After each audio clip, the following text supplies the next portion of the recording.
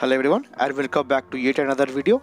And for today's video, as you guys know that a new cup have just started for GBL Season 11, that is going to be the Summer Cup, which is kind of similar to the Holiday Cup that we have seen in the previous season. But now the eligible typings for this cup is actually Fire, Water, Grass, Electric, Bug and Normal.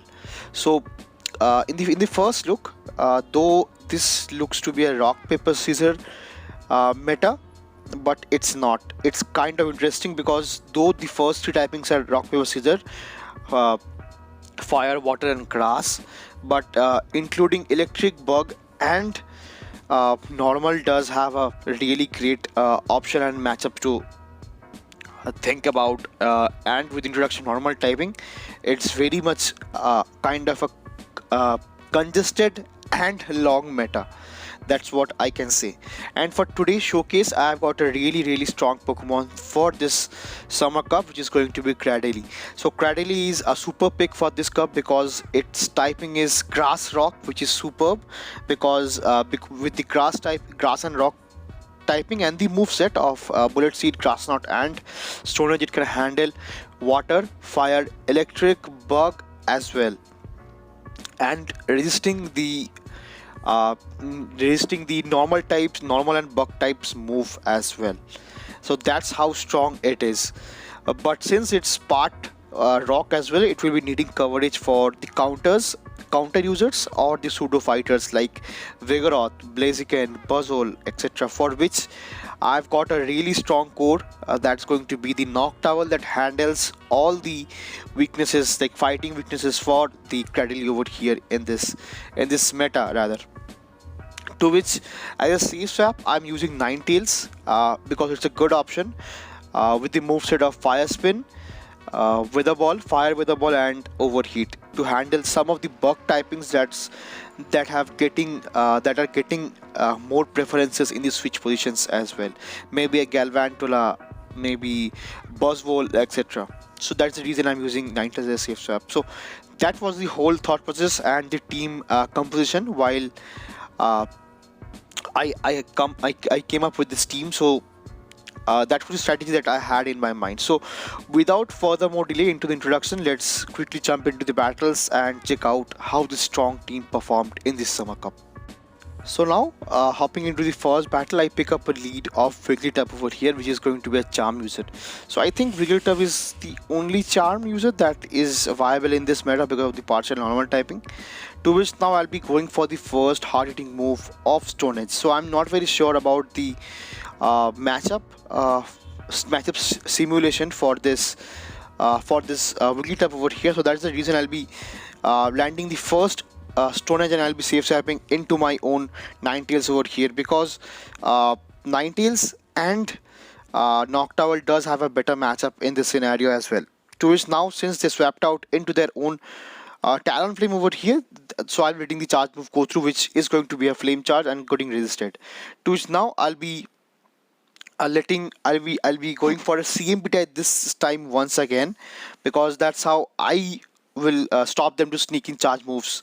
To which now, since I got the first shield from my opponent's end, I will let the charge move go through because since it's second incinerate, it will just be a flame charge and not an brave bird. To which now I'll be going for my own overheat over here, which is going to be really nice for me because it's just gets a knockout for the Talon Flame, and I have just managed myself switch and shield advantage as well. That's how strong safe swap I feel Ninetales is because of such a good meta that's which Ninetales can handle apart from the water type.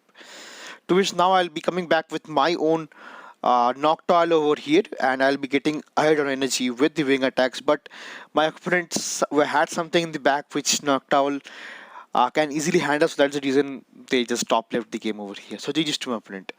Moving into the second matchup, I pick up a tough lead over here, but since I'm part rock as well, so I'll be taking neutral damage from this icicle spheres, but it will hurt.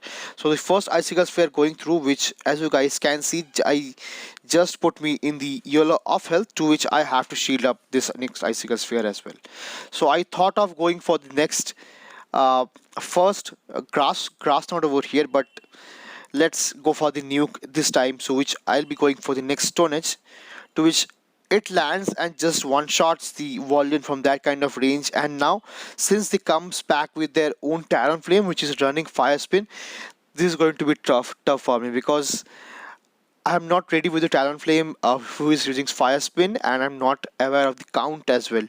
To which I go for the nuke of Stone Edge, which gets back me my shield, and we are in a uh, equal shield scenario right now. To which now I have to let this go, but I'm not so hoping that it's going to be a brief bird, but it is going to be a brief bird that does a ton of damage, and they swaps out into their own Swampert over here, which is not good, because in an event shield scenario, Noctowl does not have a really great matchup against this Swampert. But since Noctowl is kind of bulky as well, it can handle at most two hydro cannons, because this mud shot are virtually doing no damage over here. To which now let the charge move go through, and that's how I can reach to the next sky attack just in time.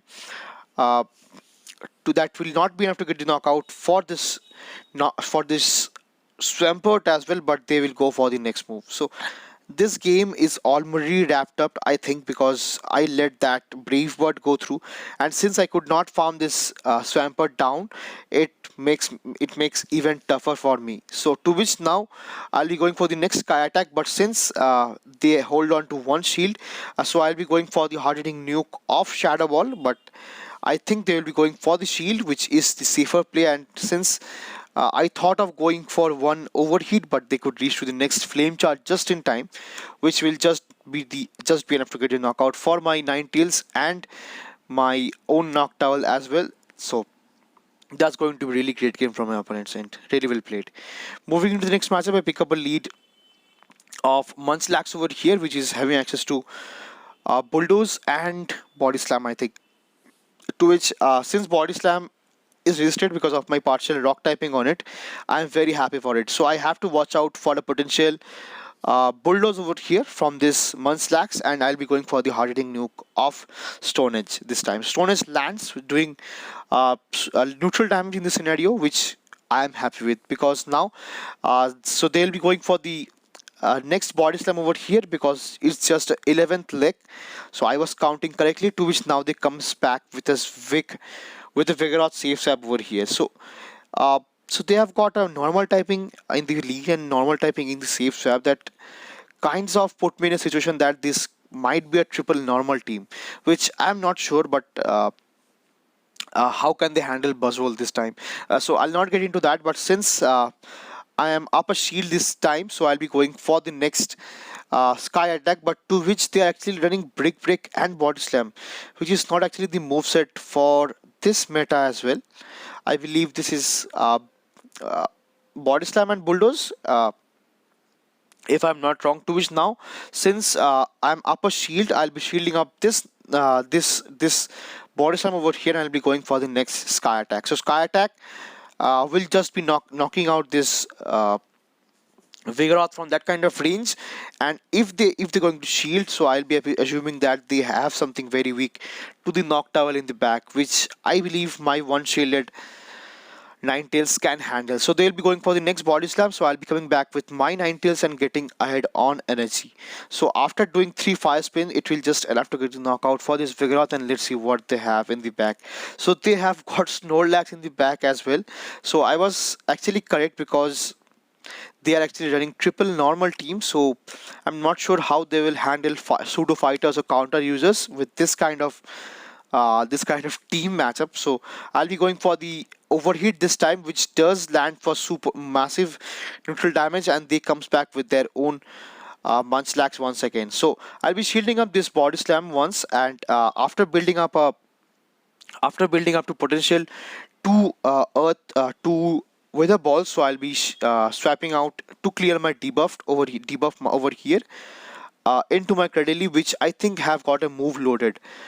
So I just do one bullet seed, and I'll be going for the next grass knot, which is just going to be enough to get the knockout. So this is where I did a mistake. So they can easily come back with their Snorlax and get the farm down, but since I am having a bit of energy onto my Ninetales as well. So I'll be going for the next with the ball just in time, which was just enough to get to knock out for this Snorlax and getting the win for the third battle and this set as well. So GG's. Moving into the next matchup, we pick up a great lead over here, of course, with Azumarill. So Azumarill, though strong in the Great League, but in this cup, it have dropped drastically because of the dominance from the bug poison, or maybe the dominance from the electric type as well. To which now I'll be letting the charge move go through, which is going to be the first ice beam in this scenario, and I'll be going for the back-to-back uh, grass knots over here, and the thing to be getting keeping a note over here, which is going to be I'll be going for CMP tie every single time. That's how they cannot sneak in extra bubble and cannot catch a move. So that's how I'm playing this match out. To which I think I'll be going for the grass knot once again at a CMP tie, which I win every time because Cradily is kind of attack weighted than Azumarill, to which I'm having to shield because they shielded up twice this time. So now from this kind of range, I can easily shield up and I can go for the hard farm this time, which puts me in a really good scenario because now I have to watch out what they comes back with. So I think they are very weak to Cradily in the back, which is going to be the case because they comes out with their own Whiscash, which is going to be just getting boomed this time with the grass knot, and they comes back with their own beat drill over here. So this whole team is actually code breaked. Code broken by my own Cradily over here. To which now they goes for the next move, which is going to be Exeter, as I come back with my own Noctowl over here, but my opponent recognizes their fate as they have no win condition this time and top lives the game, giving me the win for the fourth battle here as well. So GG's to my opponent. Moving into the fifth battle, which I think is going to be the second last battle as well, because in this set I have one bonus battle for you guys because it's obviously a new cup. To which now I'll be going for the next nuke move once again for this Stone Edge onto this Alolan Marowak, which lands doing massive super equipped damage and was a CMP tie as well. So I'm quite happy that I won't CMP tie against this Alolan Marowak, and from this kind of range I just cannot farm it down with the resisted bullet seed damage. To which they goes for the Bone Club. His Bone Club is resisted as well because of my partial grass typing on it, so I have to swap out into my Ninetales and get idle energy. To which they comes back with a strong answer to my Ninetales, which is going to be the Azumarill. So Azumarill is going to be threatening my Ninetales with only the charge, with only the fast move because it is running bubble, and the charge move I believe is going to be Play Rough and Ice Beam, which both are resisted because I'm pure fire typing, which is going to be really nice for me. To which now I already put this Azumarill into the data, into this yellow of health, and I think this is not a fully excelled or maybe not fully powered up Azumarill as well. To which I think I'll be going for the next overhit this time, which does massive resistor damage this from onto this Azumarill as well, and I believe I cannot reach to the next move. To which now I come back with my own uh, Noctowl over here to get ahead of energy. To which now I'll be shielding up my Noctowl, and since their only Pokemon is just left, which is going to be a Venusaur, so I'm happy that I've shielded up onto my Noctowl as well. To which now I'll be going for the Sky Attack that does give the shield from my opponent's end, which I'm happy with, and now they'll be going for the Sludge Bomb. So Sludge Bomb does hit for neutral damage, but as I've already mentioned, Noctowl is pretty dang tanky over here. To which now I'll be shielding up the next Sludge Bomb over here, which I believe will be enough to get the knockout for me. To which now I'll be doubling up on the Sky Attack and throwing over here, which is going to be the first Sky Attack, I beg your pardon, the second Sky Attack, to which just gets the knockout for this Venusaur, and the Azumarill comes back when which just gets farmed down over here. So GG's to my opponent, really well played. So that was a win for the fifth battle. And for you guys, I have bonus battle which I did in the next set, which I pick up a lead with Tropius, and they comes back with their own Noctowl over here. So Tropius, I believe the recommended moveset is Air Slash, but somehow they're running uh, Razor Leap over here, which is not a great thing for my Cradily over here, because I'll be taking super acute damage because of the partial rock typing on my Cradily.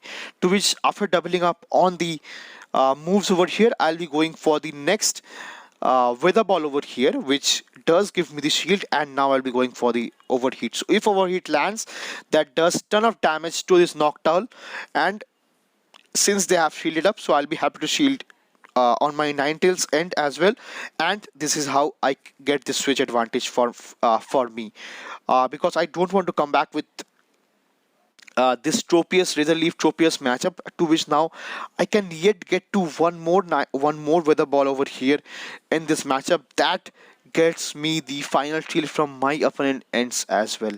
So I think my opponent is kind of very weak in the back to my Ninetales and Cradily, because they comes back with their own Tropius once again, to which their final Pokemon is going to be Diggersby, and I'm in a surprising state right now because I put in my Ninetales, but they comes back with their own Noctowl and not Diggersby. So if they would have come back with their own Diggersby, it would have been a really tough situation for me. To which now, since they swapped out into their Diggersby over here, so I'll be eventually swapping out into my own Cradily over here. That takes Hyper Beam for days because of the partial rock typing on it. To which, since I am resisting both the Hyper Beams and the Fire Punches over here, so I'll be doubling up on moves, and I'll be going for a CMP type, which I did not I did not do over here, which is not a great thing from my end, because I should have done the CMP type that time.